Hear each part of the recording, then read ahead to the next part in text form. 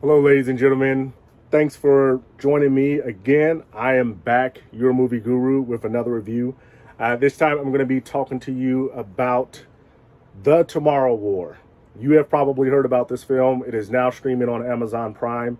It's been getting a lot of buzz. It's got a 54% score, positive rating by the critics on Rotten Tomatoes, but an 80% score by the audience. And I think I know the reason for that discrepancy. So for those of you who don't know anything about it, it stars Chris Pratt. I hope I'm not butchering this name, but Yvonne Strahovski and Betty Gilpin. And the basic plot is that sometime in the future, we're visited by our future selves. They come in through time, like some time traveling portal thing. They come in and they let us know that, hey, 30 years in the future, there's going to be a war. We're losing. We need recruits. And so they're actually recruiting people from the past, transporting them to the future, and then helping them fight in this war against aliens. So that's the basic plot of it. I can tell you right now, I give it a 7 out of 10. It's not for the plot. So I think the biggest reason that you see for the discrepancy between the critics and the audience is there are a lot of inconsistencies in the plot. And I mean, enough to the point. So there are certain times in the film where you're watching it, you'll look and say, that doesn't exactly make sense. Or I don't see why they would act this way. Even if you're coming into it knowing, saying, hey, I'm watching a movie, I'm going to press the I believe button on certain things. There are quite a few things where you look at it and say, or at least this is how I was looking at it. And I was saying, okay, that's not really how that would happen. Or for you're trying to paint this picture this way, I can't see that actually playing out in real life. So those type of elements were distracting from the film. But other than that, I think it's got a good score by the audience. It's entertaining. I will 100% give it that, especially for, this isn't something that, I had to pay extra money to see, or I had to go and order this. I didn't have to go out and make an evening of this to watch this, or I didn't have to pay extra money to order it. It was just available if you already have an Amazon Prime subscription. So that's, I think, a big thing in its favor. And then two, like I said, it's entertaining. Not going to give anything away, but the aliens, I think they were pretty cool. A lot of times you see, I'd say, not too often since, the xenomorphs in the original Alien films with Sigourney Weaver. Not since then have you had such an iconic alien, where everybody knows exactly what those are, and I'd say Predator is another one where people have an understanding, those are kind of iconic movie aliens.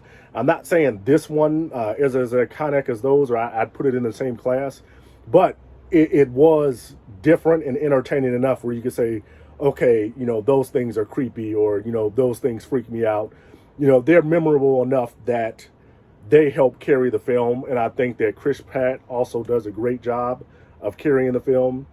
His kind of charisma and likability as an actor, I think, do a long way in getting you invested in this film.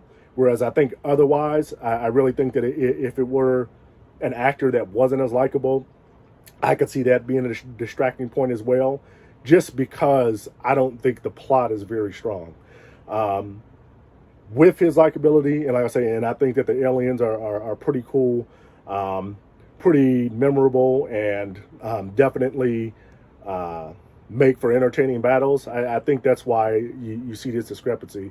And like I said, I give it a 7 out of 10 because for me, chilling at home, watching it on Amazon, kicking back, I thought it was great. Once again, some of the plot elements, you will leave you scratching your head and saying, okay, that's not really true. But if you can put all that aside, I can say that some of the gun battle sequences and some of the fight sequences I thought were pretty entertaining. Like I said, especially for, something that I get that it's more of a big budget production because it's not, the same, as a made for TV movie. But the fact that this isn't something that you went and saw in theaters, but it has that near theater like quality of action and special effects that you would see in that type of movie. I think you're getting a really good bang for your buck. Not necessarily something that you're going to remember 10, 15, 20 years from now and be like, oh wow, that was I remember specifically that from this movie, or this scene I specifically remember.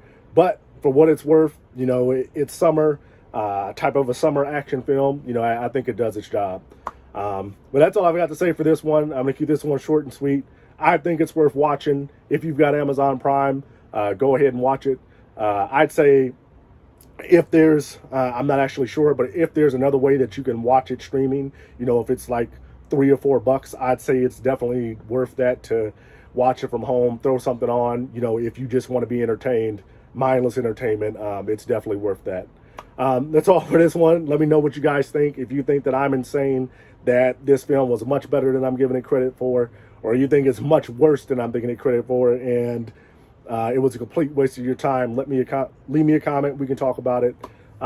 Hit the like button, hit the subscribe button, and I will see you guys on the next one. Thanks for watching.